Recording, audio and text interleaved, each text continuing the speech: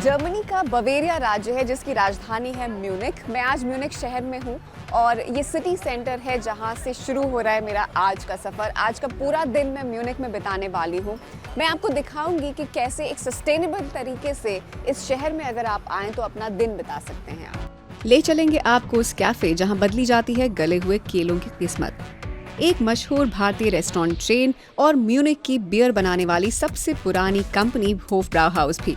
लेकिन सबसे पहले चलते हैं म्यूनिख के सिटी सेंटर मारिनप्लात्ज।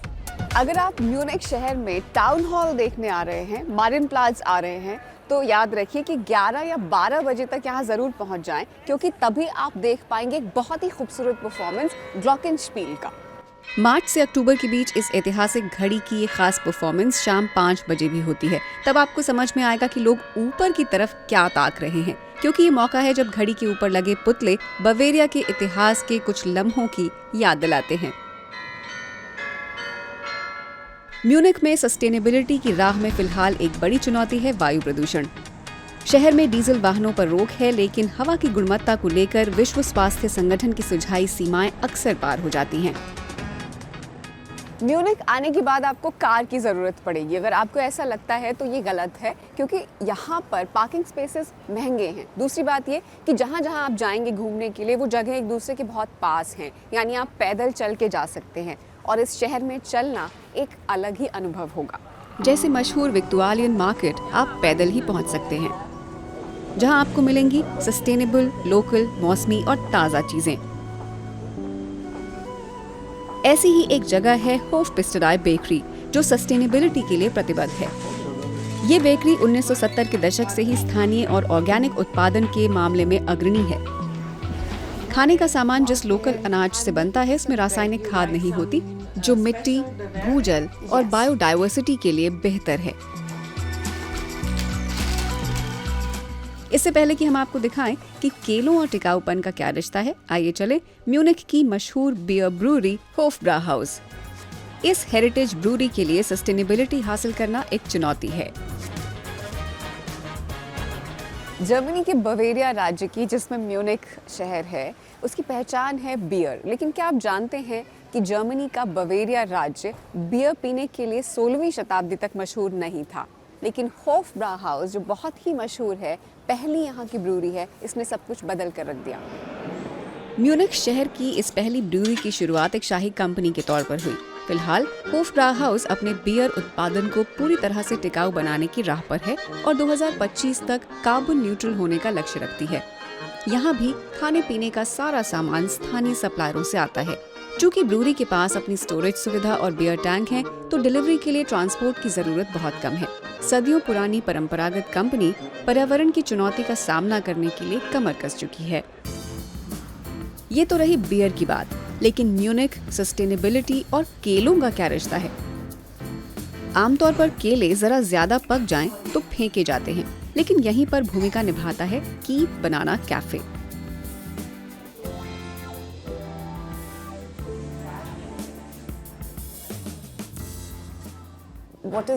किस वजह से शुरू किया गया ये स्टार्टअप?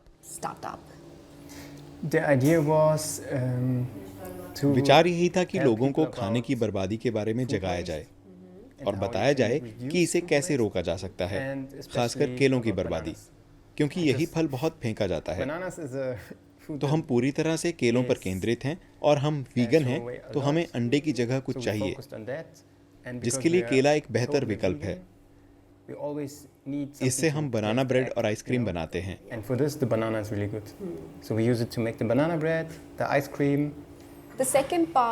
दूसरा दिलचस्प हिस्सा इस कैफे में पैकेजिंग का इस्तेमाल है।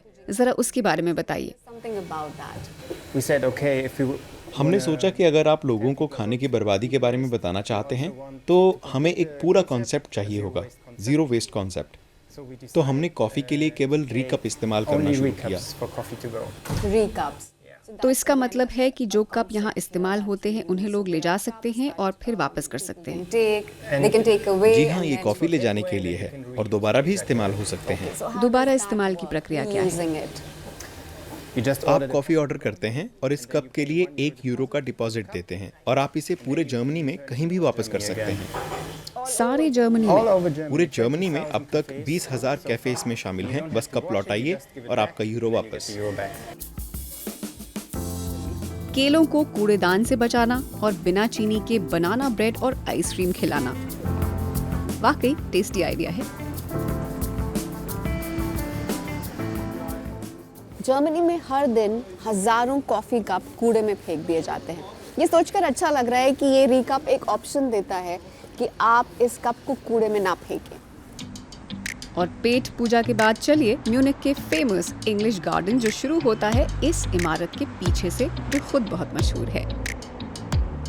म्यूनिख आने वाले लोगों को लगता है कि शायद यहाँ सिर्फ बियर ही मिलती है, लेकिन याद रखिए कि म्यूजियम भी बहुत सारे हैं। 70 म्यूजियम है कम से कम म्यूनिख में, ज़्यादा ही होंगे। और ये यहाँ का बहुत ही फेमस म्यूजियम है, इसका नाम है हाउस डे कुंस्ट। जैसे ही इंग्लिश गार्डन के गेट की तरफ बढ़ेंगे आप देखेंगे ज़बरदस्त नज़ारा सर्फिंग का।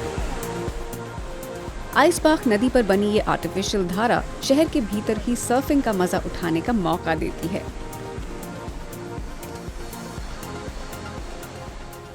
म्यूनिख में इंग्लिश गार्डन आते हैं अगर आप, तो उसकी शुरुआत में ये एक सर्फिंग पॉइंट है। यहाँ पर आप सर्फर्स को देख सकते हैं, लेकिन इन सबको प्रोफेशनल सर्फिंग या थोड़ी बहुत सर्फिंग का एक्सपीरियंस है। यहाँ पर खड़े होकर देखने का अलग ही मजा है। यहाँ आए तो यहाँ पर आना ना भूलेगा।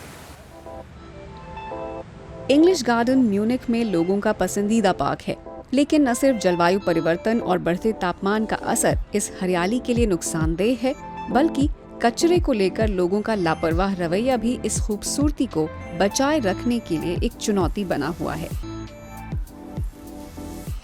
दुनिया के सबसे बड़े शहरी पार्कों में से एक इंग्लिश गार्डन के अंदर और बाहर की दुनिया में बहुत साफ फर्क महसूस किया जा सकता है।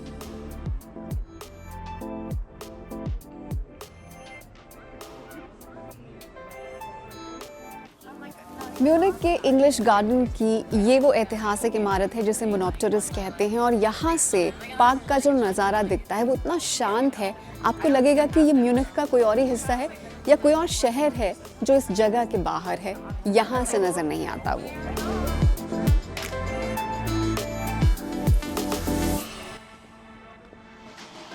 म्यूनिख शहर में हजारों की संख्या में भारतीय रहते हैं। ये जानना दिलचस्प होगा कि अप्रवासी भारतीय सस्टेनेबिलिटी के मुद्दे पर कितने सजग हैं। हमने अपने दिन का अंत किया एक जानी मानी दक्षिण भारतीय रेस्टोरेंट चेन सरवणा भवन में। सरवणा भवन जैसी ग्लोबल चेन सस्टेनेबल बनने के लिए क्या कर रही है या करने के बारे में सोच रही है? यहाँ हम कुछ ऐसी कोशिशें कर रहे हैं जैसे प्लास्टिक का इस्तेमाल कम किया जाए। खासकर हम खाने के ऑर्डर में अब प्लास्टिक की जगह लकड़ी की चमचें इस्तेमाल कर रहे हैं। वैसे ही हम पेपर बैग और टेक अवे वाले डिब्बे में भी प्लास्टिक कम कर रहे हैं। हमें पूरी उम्मीद है कि आने वाले कुछ सालों में हम पूरी तरह प्लास्टिक मुक्त हो जाएंगे।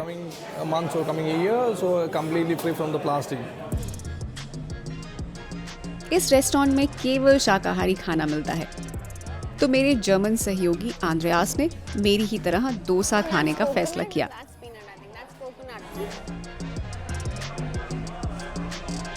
टिकाऊपन को लेकर म्यूनिख में बहुत ज्यादा अधीरता नहीं दिखाई देती, लेकिन छोटे छोटे प्रयास जरूर नजर आते हैं।